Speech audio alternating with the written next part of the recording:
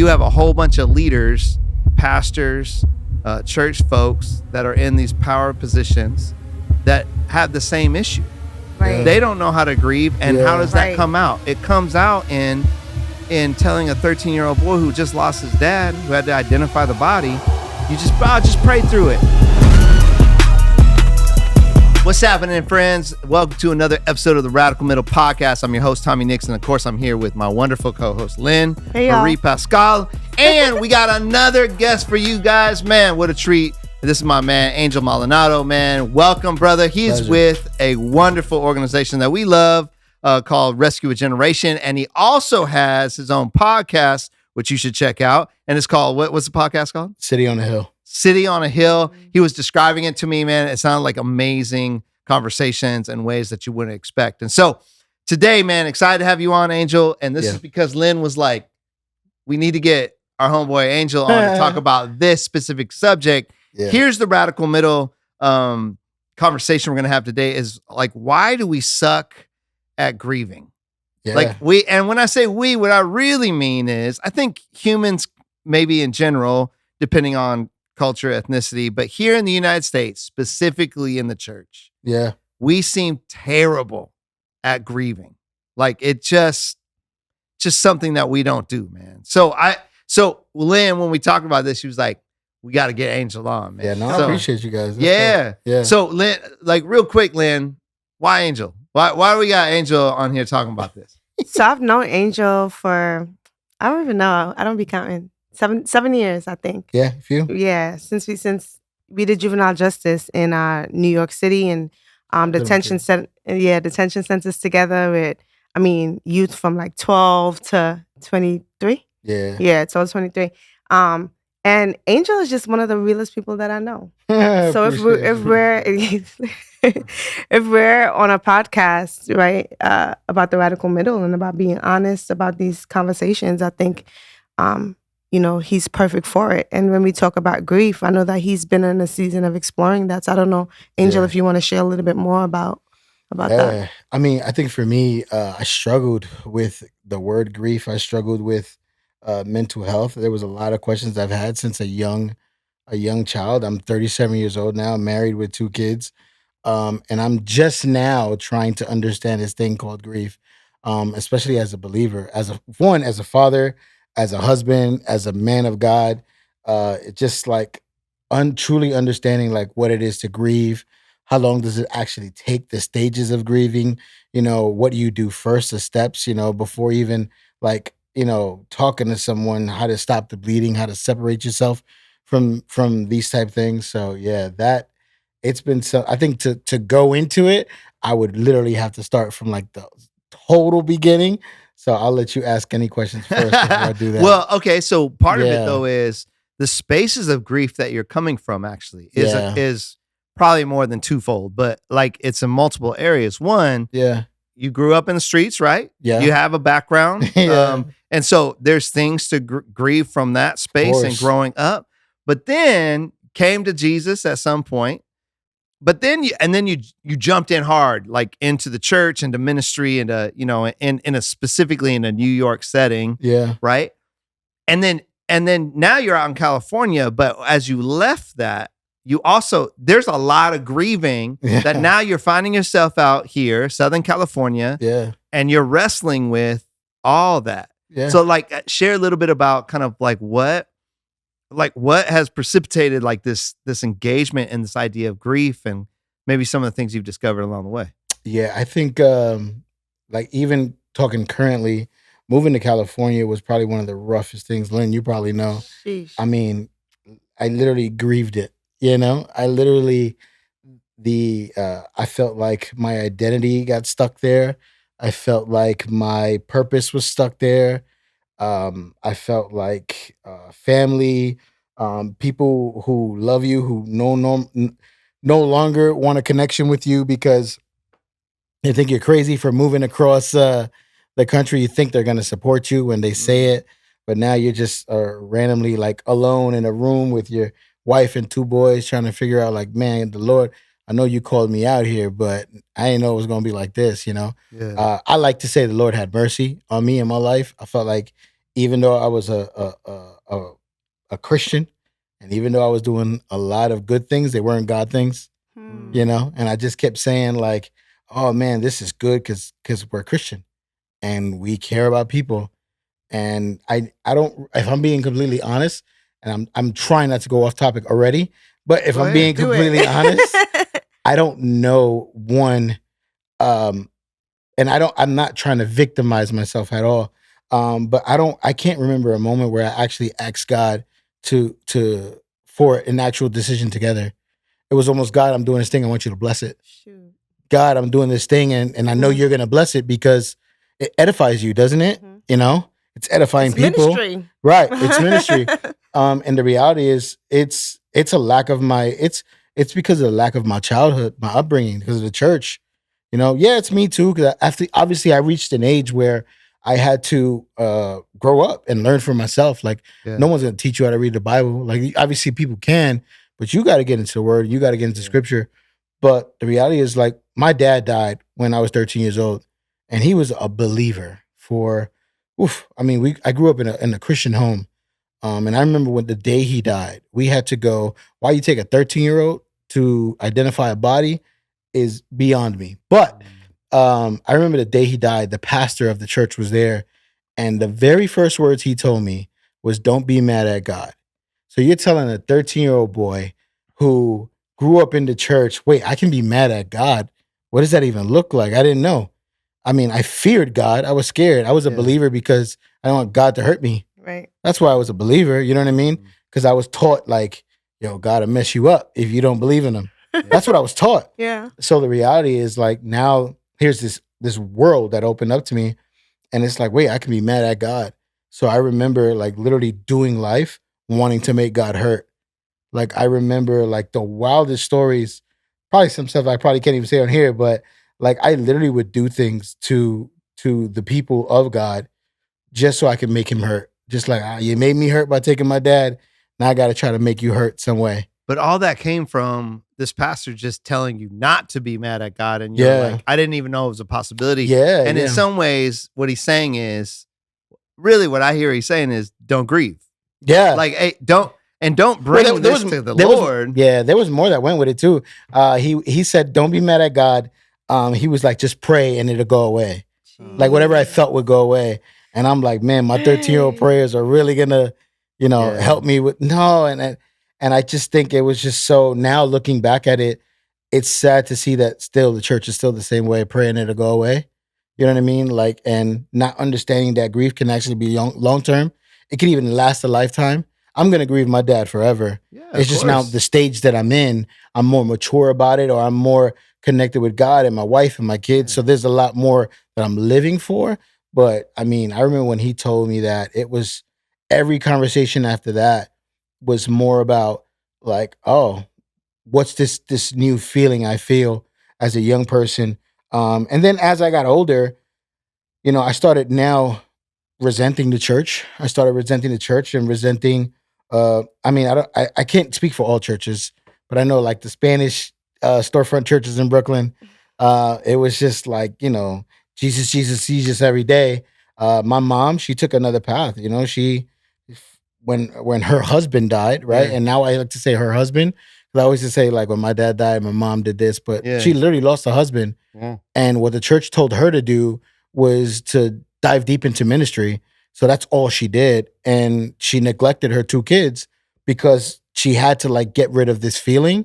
So she did ministry for years. So, I mean, what I'm hearing too, and what I've seen is the church, a lot of times the church's answer to grief is just work really hard so that you don't, or to pray it away, or to not engage in it. But you have clear scripture. Romans 12:15 literally says, rejoice with those who rejoice, but mourn with those who mourn. And but we don't even give space to those who mourn. To mourn. Yeah. And I think the wild thing about it too, cut me off too when you go. I think the wild thing about it too is just like, I remember having conversations with my mom now as an adult, and I'm like, Ma, you did a lot of stuff for the church, but you also lived a very lonely life. So imagine having a community of people, but still being so isolated in your grief. Like, how does that work? You know what I mean? Like, what what skills are we building as a church, as a community, to actually walk people through grief? Yeah. How does it look like to kind of support somebody in and outside of the church? A lot of people make fun of like Tyler Perry movies and stuff like that. I do too, right? But there's this one movie that has always stuck with me when I was growing up, and it was essentially I don't know the movie, but it was essentially a wife who was kind of grieving her marriage and just had a lot of issues with her marriage, and the church was down the block. Just so happens the church was down the block, but the church was so present in the community, and I remember saying to myself, like, man, what a false like reality that is, that the church is actually present in the community. Like, that's not true, because you go to my church, it's locked. You know what I mean? It's not open. I can't go in and say, hey, I'm struggling with my kids and I'm struggling.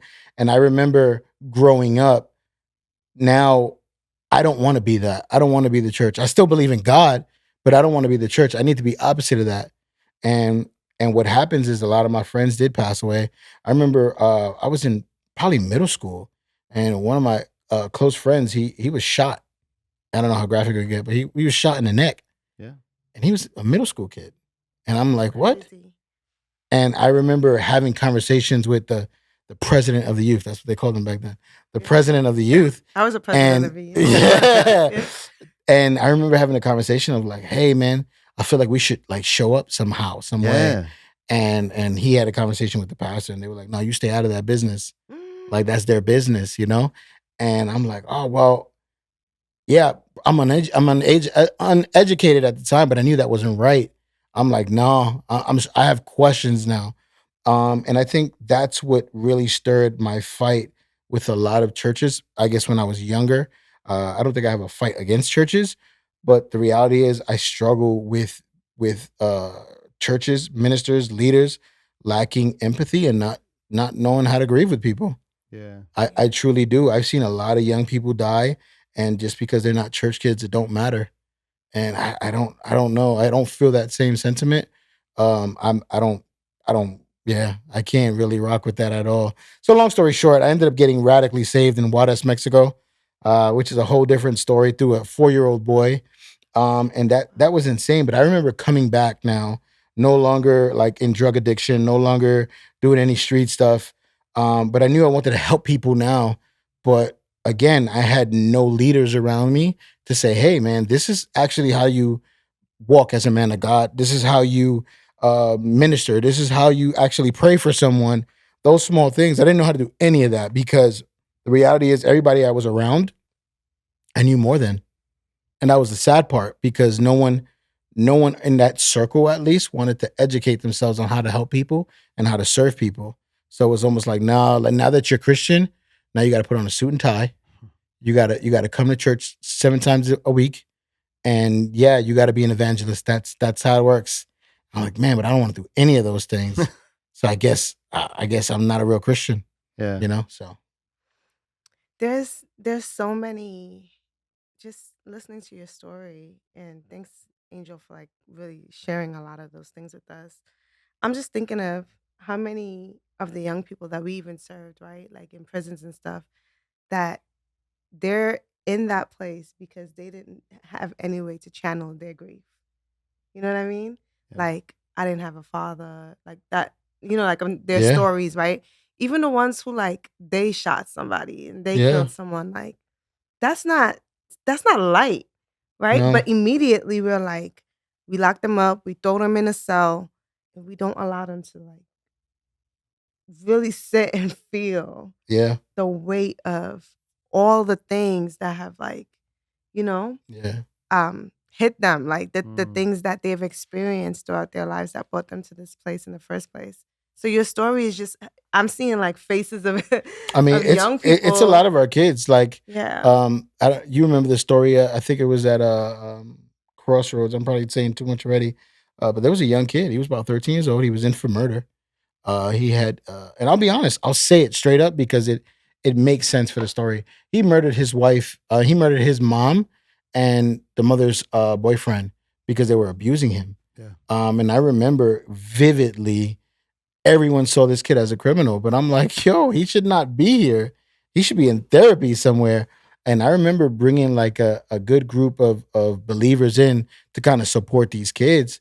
And all they wanted to do was beat them over the head with the Bible and baptize them and tell them that they're living in sin. And I'm like, dude, he just wants somebody to listen to him. That's it. He just wants somebody to hug him. Like, and I feel like, and I know I commend a lot of the like real the Bible thumpers and the theology speakers. That's cool. I think there's a place for that for sure. But I feel like the more people read books and get into examining like theology and all these things, I feel like me personally, I just feel like people lose a lot more empathy. I'm not saying you can't do any of that stuff, but I don't really see, and at least in my space, people running to be more empathetic. I don't see it. You know, I don't see people running to really help and serve the community. It has to fit within this box.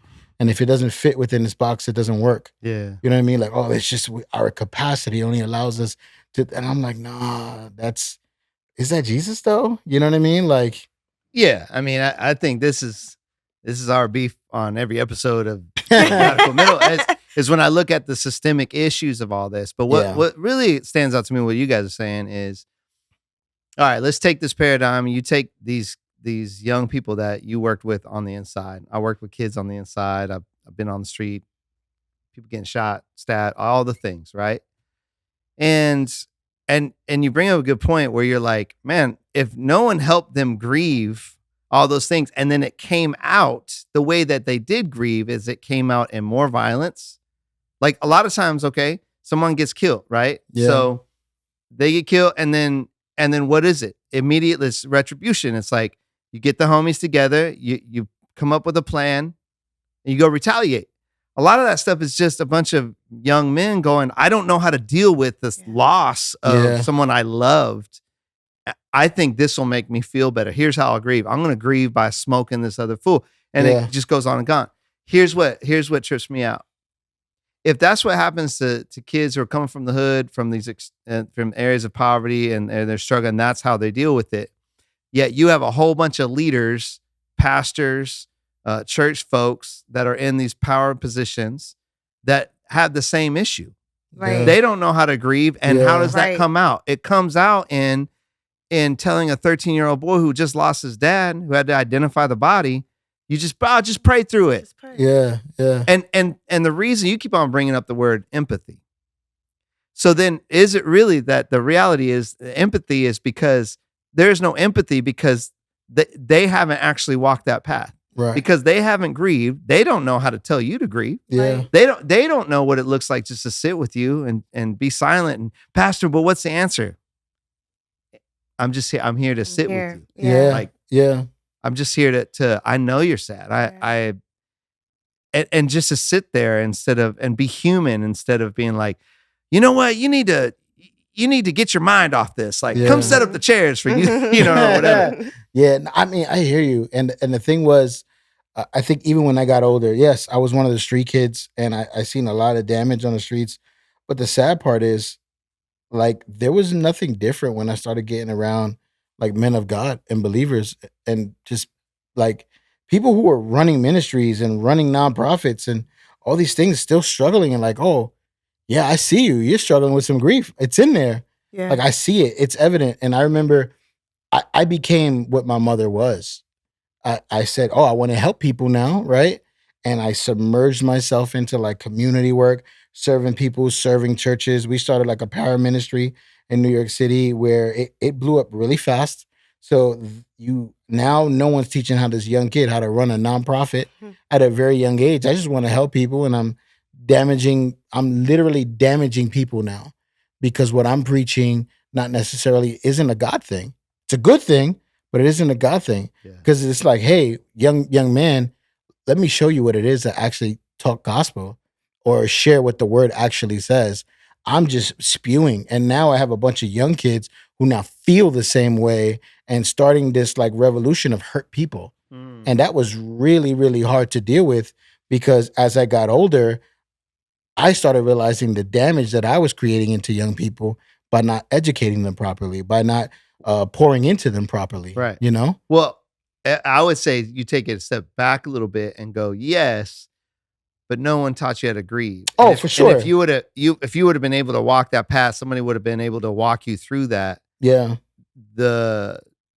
Maybe the whole experience would have been different. Because you can't give away what you don't have, right? Of course. And so I find this actually really interesting because even in the sense of, we do leadership development here and we work with all these leaders. I'm trying to think like a lot of times we do bring up grief, but I wonder how much, like how big of this is. And you said something earlier, you talked about mental health. Yeah. And a lot of that is now we have the language for it. Everybody talks about trauma and so we didn't have that language. Not even that long ago. Yeah. What did we call trauma? We were like, that was just childhood. Yeah. That's just what it's like. In fact, we wore it like a badge, like at least in my circle, trauma and depression was a demon. That's what it was in my circle. Yeah. Sure. You got to pray that away, man. That's a demon. Oh man, I got demons now. Okay, I just thought I was hurt, but sure, Yeah, right. That's the reality of it. So then you come out to California. Yeah, and it sounds like, so you correct me if I'm wrong, it sounds like the isolation. So you went through all that in New York. I went through a lot worse first though. I dove deep into, obviously I was serving at YFC and this is not nothing hidden. I was with Lenmarie and I was serving at YFC and I remember like I got stuck with like, yo, just do the Lord's work, and I never addressed things. Before I got married, my mother had moved away. Now I had to grieve my mother moving away because me and my mom had such a tough relationship. I always thought we had time to fix it. She moved away. I didn't even know she moved away. And I was about to get married. And I was in the church. I was firmly in the church. And what happened was I couldn't handle the pressure of leading in the church, about to get married, and my mother moving away. I didn't really know how to share my thoughts or talk through my thoughts or any of those things. And I remember saying, before sabbaticals was like heavy, I remember saying like, hey, I need to step down for a minute. I'm losing my mind here. And literally what was told to me was, hey, if you can't complete your duties, you're going to have to go. And there was a meeting that was had at the church, and I was removed from the church right before I got married, and I relapsed right before I got married. So now I'm going into marriage, had relapsed. I still haven't grieved my dad's death, even though it's years later, removed from the support system I thought I had. And I'm still in this place of like, oh man, but there's still kids I have to help. Yeah. So what do? You just pick up that rug right there and you sweep it all under the rug and you try to keep going and try to keep trucking. Long story short, what happened was why I say that why the Lord had mercy on me is because it all caught up. It's 7 years later, I'm running and gunning and my wife is unhappy. I'm unhappy. I have a great job. I have kids. I have a church. I have people, but I'm contemplating suicide. Why? Like, what is this thing that I'm wrestling with that I never got over? And I hadn't healed. You know what I mean? And the reason why I felt shame in this, because I'm like, man, am I the only Christian that is battling with this? Am I like something's wrong with you? Right? Something's wrong with me because everybody looks great on the outside. Yeah. So how do they do it? I'm clearly doing something wrong here. Yeah. And it wasn't until I started having like private, intimate conversations with leaders where I'm like, man, we're all grieving. Like, and there's just this mask that we just put up because we've entered in a space where so many people do depend on us, and so many people do depend on whether our leadership or our guidance or whatever the case is, people who look up to you. And we have fallen into this space where, wow, now we're leading from a place of hurt, and we're just trying to we're just trying to put Band-Aids on each wound, and I had to stop the bleeding, and stop the bleeding was completely moving to another state where it was just me, my wife, and my kids. And like, all right, God, let's do this again. Thank you for another shot. Let's see how we can do this again, So, and it wasn't like any moral failures or anything like that, but I think I'm proof of like doing great things for the Lord and none of it being actually what the Lord directed me to do, and it was just from a place of hurting. Yeah. So, and that can only get you so far. So now I'm here in California, and obviously I've been here obviously a year and some change now, but the year of 2023 was just a year of healing for me. Just a year of of healing and understanding. Like, wait, I'm not really mad at my mom. I'm mad at my dad for leaving. You know, I'm mad at my dad for not taking care of himself. Like, oh, because he was a man of God, I didn't question him. But like, no, like he didn't take care of himself. He left his 2 boys. You know what I mean? Like, what are you doing, man? And then grieving that, and then like being removed from a church. Like, I don't know if any of people listening have ever been removed from a church, but it's not. It is not a good feeling, you know, especially somewhere where you poured into, and then you get met with, oh, but you see, you know, if you're doing the Lord's work, it wouldn't, you know. And I'm like, all right, well, damn, I don't know what the Lord work is. I'm sorry for saying damn, but yeah, you know, it's okay. You're good. You're good. Yeah, man. And so it's powerful because I know a lot of people in that spot. Oh, I do too. Which is the sad part, is because I remember, like, I went on live in like 2020 when everybody's going on live, and I started talking about mental health, and I started talking about it was either I was going to talk about my suicide or I was actually going to commit it. Yeah. So then I started talking about it, and then people would thought publicly I was going crazy, but then I would get a text message like, man, like I feel that me too. And I'm like, what? Like, you want to talk about it? No, I can't. I'm like, all right. Oh man. Yeah. So you come out and now you're kind of isolated here, right? What's been the process for you, man? Like what are some things that you kind of held on to? One of the things I did here, which we know from the process of grieving, is there was anger. Yeah. You know, and like, man, I'm admitting to my anger towards this person. You're naming it. Yeah. I just think identifying what things are and then constantly having conversations when they come up. I remember my son, he's 5 now. So, I mean, you know, you have kids, right? Yeah. They start asking questions and they're like, hey, obviously my wife's dad is now deceased. But when he was alive, he would ask questions like, hey, I have a grandpa from my mom. Where's my grandpa from you? Yeah. And I'm like, all right, I'm not ready to have that conversation. That tells me that I'm still hurting. Yeah. That tells me I'm still not, if I'm not, you know what I mean? If I'm not there to have a conversation with my son about my dad, there's still something there. So that's like, okay, I got to keep working at it, you know? Getting into good rhythms, truly getting back to basics, truly getting back to basics. When things arise in me, I have the conversation. Like I was physically abused as a kid. I was sexually abused as a kid. And I never had those conversations with my mom. And I would remember telling her, like, it was literally the other day. And I'm talking about like last week. This is how like completely brand new it is. She even admitted to me being like abused by someone when I was young. And I never heard her say that. Yeah. And I'm like, okay, we're getting somewhere. Yeah. And I think talking about it has allowed a lot of good healing, but also like getting around some good people, like some good people. And I mean, you know, New York culture, and no offense to New Yorkers, but it's like, yo, you know, what have you done for me lately? So if you're not in the mix doing things for people, like there's no care, you know what I mean? Mm-hmm. And I felt like I was being used for my talent and not for who I was. Yeah. And, you know, and then I know I didn't want that out here. And it's hard because now I know what I don't want, but now I see it in everything out here. And I have to now try to separate myself from that. Like, oh, you're going to treat me like they treated me. Yeah. And that's just not the case, obviously. But yeah, the process is really going back to basics. It may sound funny for some, but there's not a decision I make now without the Lord. There's not. I'm talking about even if it's a hotel I'm going to stay at, I'm praying about it. Yep. I want to make sure I walk into every single thing knowing that the Lord is with me, not just because I brought him along for the ride. Yeah. You know? No, so, that's good. That's really good. I was leading a Bible study, man, in my neighborhood. And it's funny. I was teaching through James and I asked that same simple question. I'm like, so how do you make decisions? And then I talked through, my whole framework is every decision goes through a biblical lens, but then 2, asking the Holy Spirit, and then wisdom, and then I invite other people into that if need be, you know. And a lot of the people on the thing is like, oh, I'd never thought about that, and I was like, what?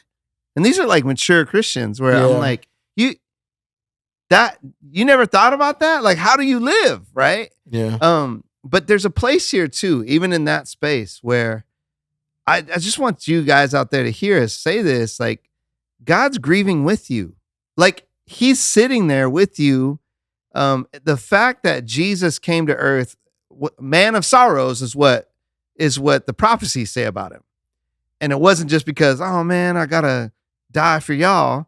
He walked all these things. We don't know what happened to Joseph. He knows what it's like to be homeless. He knows what it's like to be an immigrant. He knows what it's like to be stabbed in the back.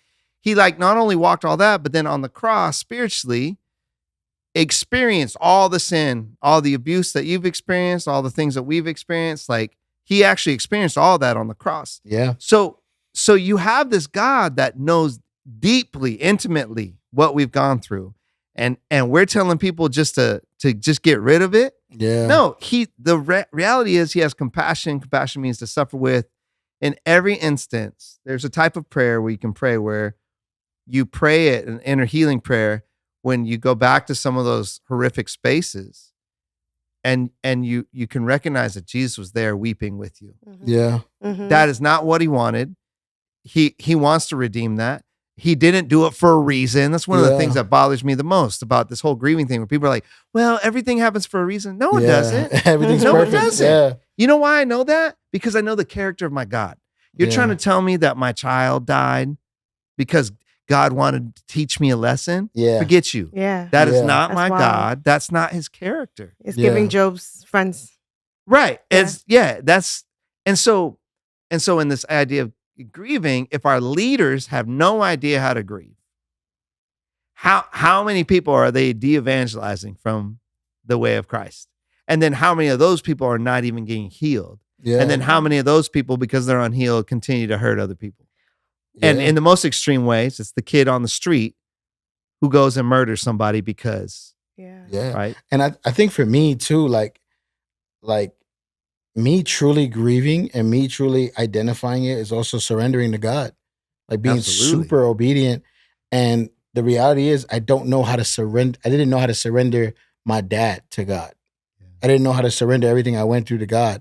I didn't know how to truly. I feel like 2023 has been like a really like restoring, redemptive kind of like repentance, all of it, all the re's, right?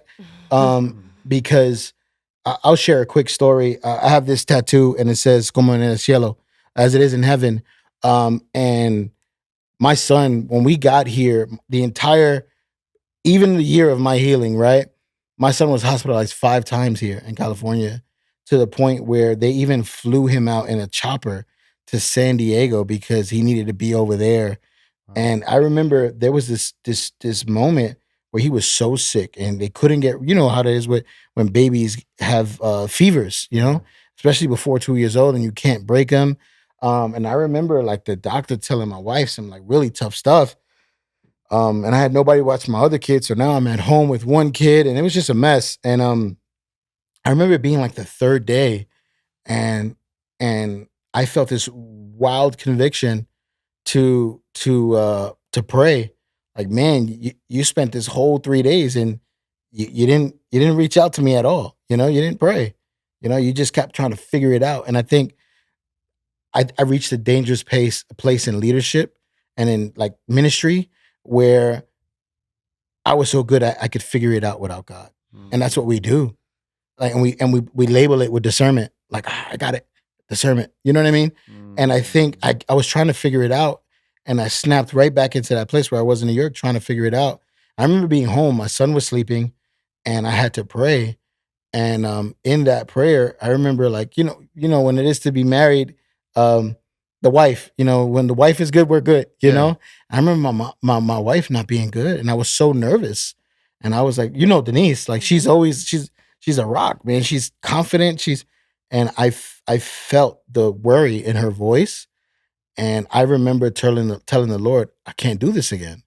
Yeah. So here I am now faced with my dad's death again at 36 years old. I can't do this again. I can't lose another person. Yeah. But then I remember like God telling me surrender, not survival. You keep trying to survive when I'm asking you to surrender. You keep trying to survive. And I remember praying a prayer like, Lord, may your will be done as it in heaven. If you got to take him, do what you got to do. Yeah. And I mean, by the grace of God, woke up the next morning and he was completely good. Like they did spinal taps on him on everything. And I remember the doctor was like, yo, there's nothing wrong with him.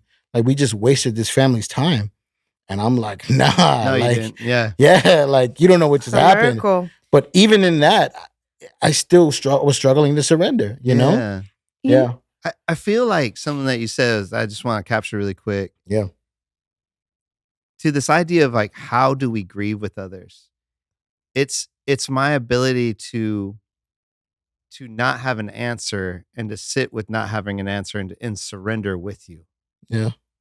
Because I think the damage that we do is I'm nervous and I don't know what to do, and I worry about your son, and so I just have to come up with the answer. Yeah. But to grieve with someone is to sit with them and go, I don't have the answer to this, but I do know God's good, and I'm just gonna sit in it with you. Sometimes it's better to listen over preaching. Absolutely. It really is. Yeah. There's this actually in our SCARS curriculum, right? We say, don't let our own discomfort make us like rush someone else's journey.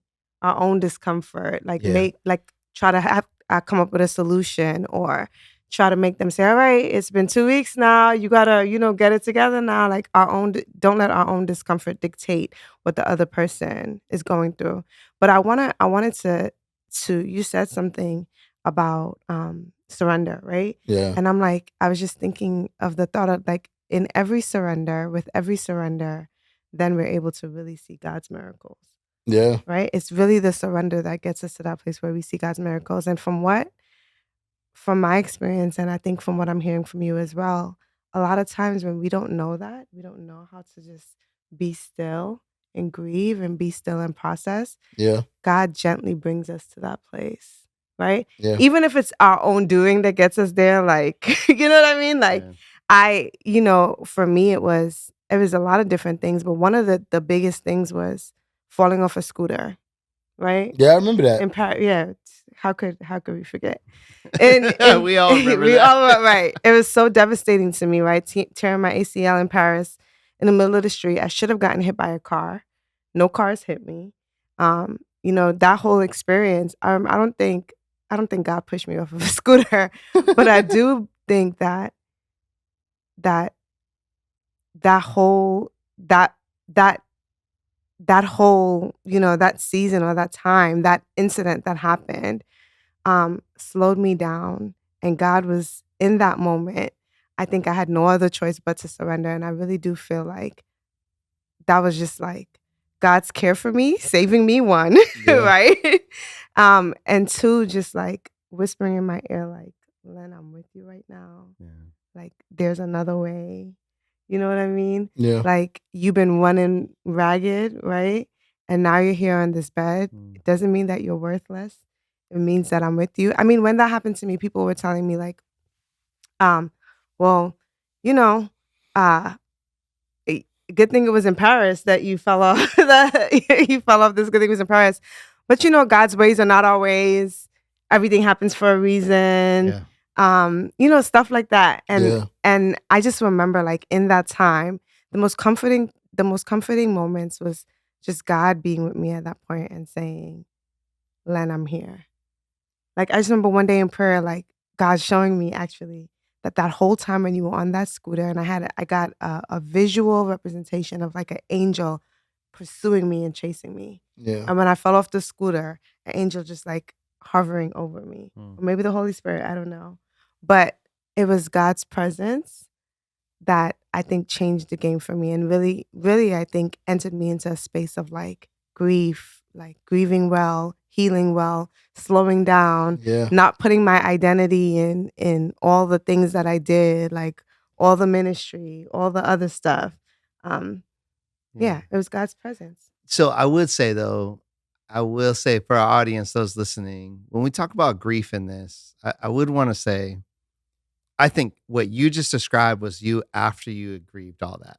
Mm-hmm. And now that you have this conclusion where it's this beautiful picture of this angel, the Holy Spirit. Like, so, but what I don't want the audience to take away is like, man, whenever something bad happens, I just got to immediately have that. That's not what you're saying. Yeah. No, because I remember all that. It took a long time. Yeah. And there's a part, I think, as we grieve with others, I remember what you told me. I felt sad for you. Yeah. I wasn't like, oh, at least it was in Paris. I was like, man, I'm so sorry your trip got ruined. Yeah. Because that's what happened. Like, so there's a place, friends, where you grieve in it and you think through it relationally. Have the conversation with God. That's what you said. Yeah. You said, what I do now is I have the conversation when it comes up. Yeah. And so often we're not having the conversation with ourselves. We're not having the conversation with others and find safe people to grieve with. And then we're not having the conversation with God. And I want you to hear, and I've told people this a lot, it's okay to be angry with God. Yeah. He can handle it. Yeah. He can handle it. In fact, he's like, go ahead, come on. Don't be mad at God. Right? Yeah. Because, it's one of those things, and some of our family systems are like this, some of our cultures and ethnicity, cultural things are like this, where stuff goes on and then nobody even talks about it. We just act like it's normal. No. And we do that with God, and God's going, I see your heart. I know you're angry with me. Why don't you just talk to me about it? Yeah. And if I'm like, God, why did you take my dad? Why? Like, and you're honest with it, you can sit there and that's how you grieve. Yeah. And then you come to the conclusions that then Lynn just shared, where you go, I have a different perspective about what happened in Paris. And that perspective actually helps me make different choices. Yeah. And it helps me know who to trust. Yeah. And those three things, like, that's the stuff you can control. If you don't have the conversation, you got to have the conversation. Yeah. You got to have the conversation and heal from a healthy place. Yeah. And I'll say this, like, straight up, there are people out there that will tell you, if you're still talking about it, then you haven't, like, you're still hurting. Yeah. Or whatever. No, you can clearly talk about your past and not feel like you're suffocating with it anymore. Yeah. And I think a lot of reasons why leaders don't speak up is because if I talk about it, then they're going to see that I'm still damaged.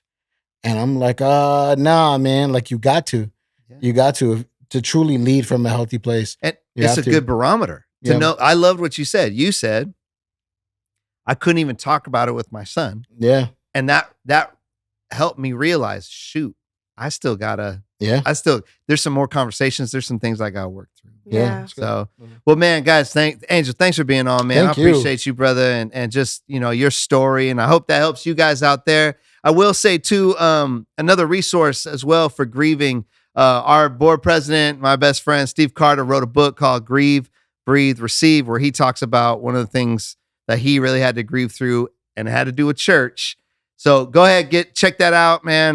Go on Amazon, it's everywhere. Grieve, Breathe, Receive. Go check that out by Stephen Carter. But my man, thank you so much, Angel, for being on. Appreciate you. Thank you guys, for real. Of course, Lynn. It's always great. So go, man, subscribe, like, send it to somebody else that needs that permission to grieve well. Yeah. And we'll see you guys next time on The Radical.